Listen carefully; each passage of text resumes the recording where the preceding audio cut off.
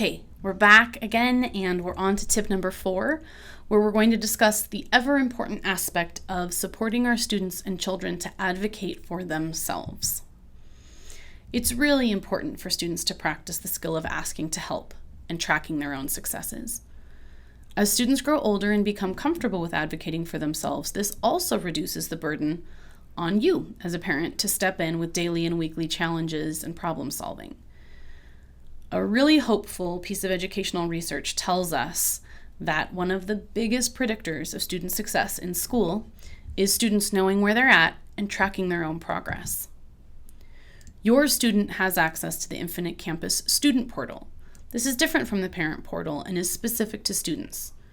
Just like parents, though, students can use the Student Portal and Microsoft Teams to track their progress in school.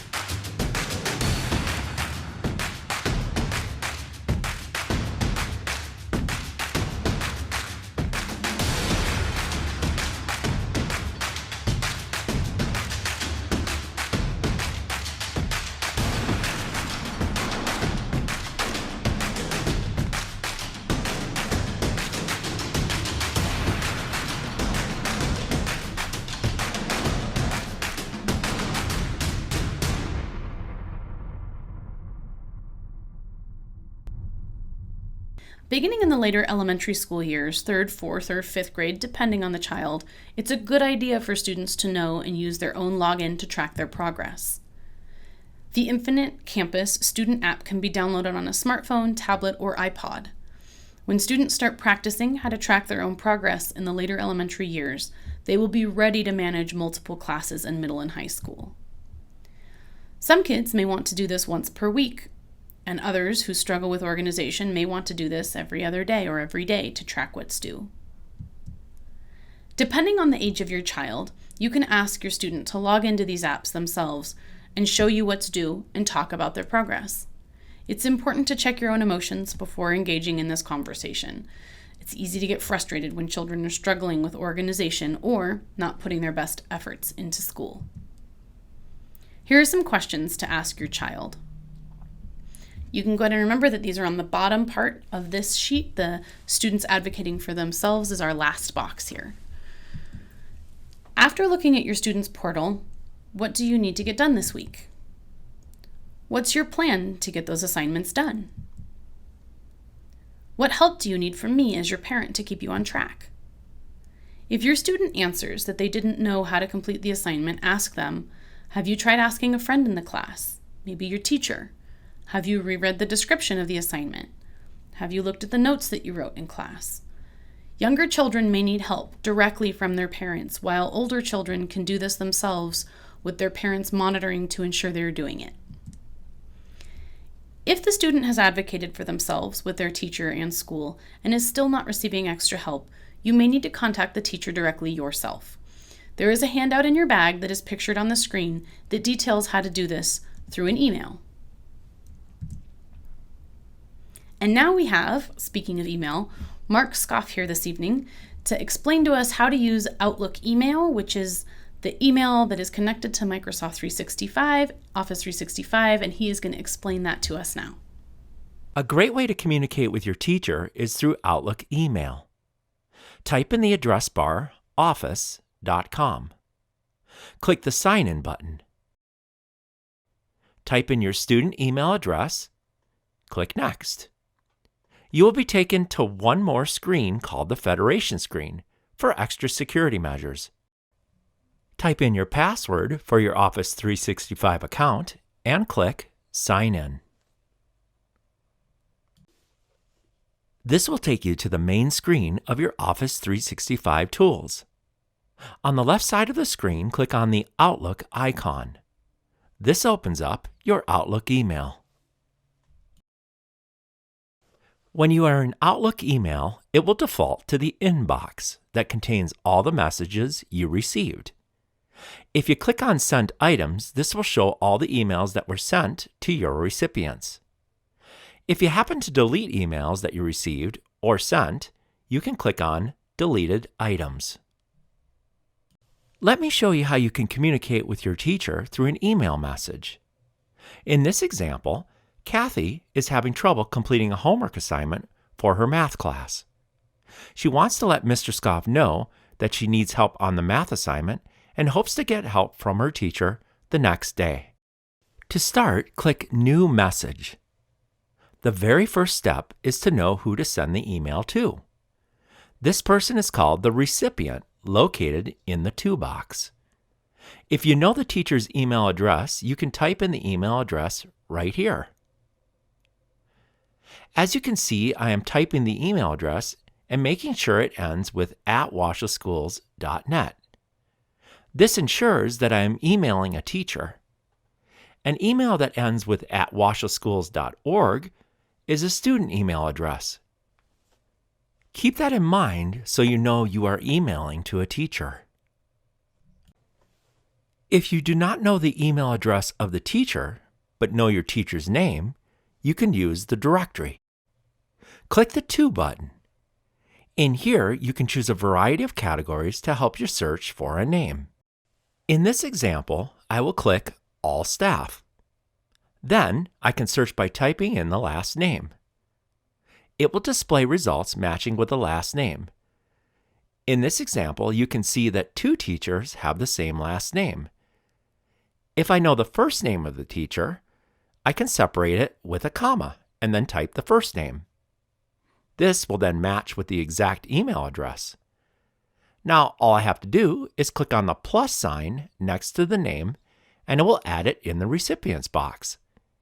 If I accidentally added a name that I want to remove, I can click on the X next to the name in the To box or from the list of the search results. The last step is to click the Save button, which will return me to the email message I am about to create. Now that you have your recipient entered, the next step is to add a subject in the subject line. This helps the teacher know what the email message is about. Think of it as a title of your email message. In this example, I will type Math Assignment. Now, I need to create my email message that consists of 4 parts: a greeting, email body, closing, and signature. The greeting can start with Dear or another word to let your teacher know you are saying hello. You can even use hello. The next part is the email body, which contains the message of the email. After the email body is the closing, which ends the email message. You can use sincerely or thank you or anything else that is polite. The last part is the signature, which includes your name. Now, you are ready to send your email. The last thing you can do is include an attachment if you want. An attachment is an additional file that you can include with your email message, such as a PowerPoint or Microsoft Word file. Click on the Attach button, which shows a paperclip, and select the file from your computer. Now we are ready to send the email message to your teacher. Click the Send button, and you are done. Now you just have to wait for a reply from your teacher.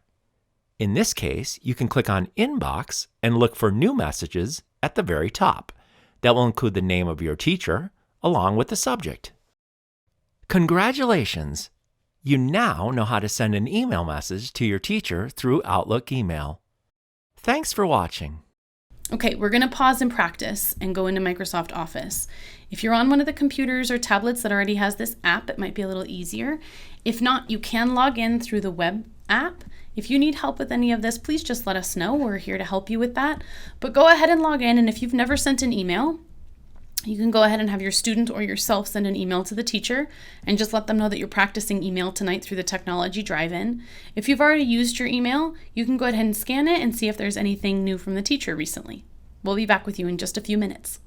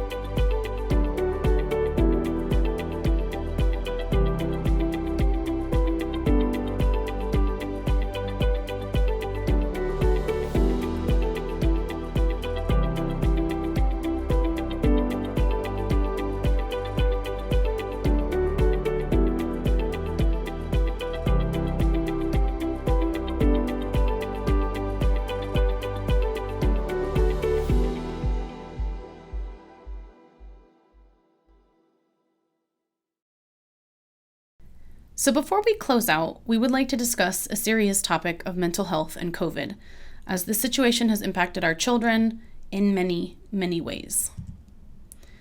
This year has been exceptionally hard on students and families. We are all experiencing a considerable amount of stress and trauma. It's important to help kids not get too far behind in school while also balancing their mental health. And so talking about that balance, how do we know exactly if we're pushing our child too hard in school?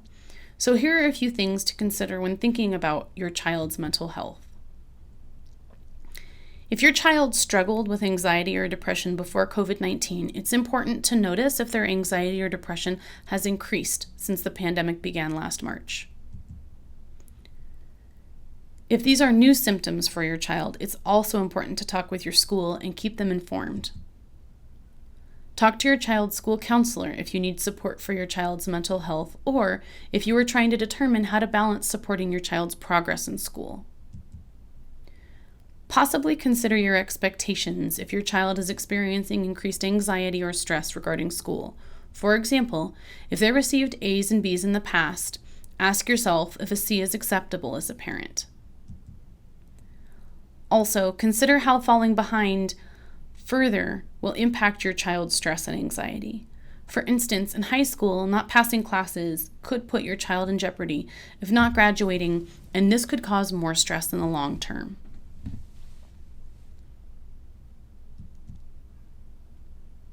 And so we want to quickly review. We talked about many things tonight, but we want to end with a couple of notes.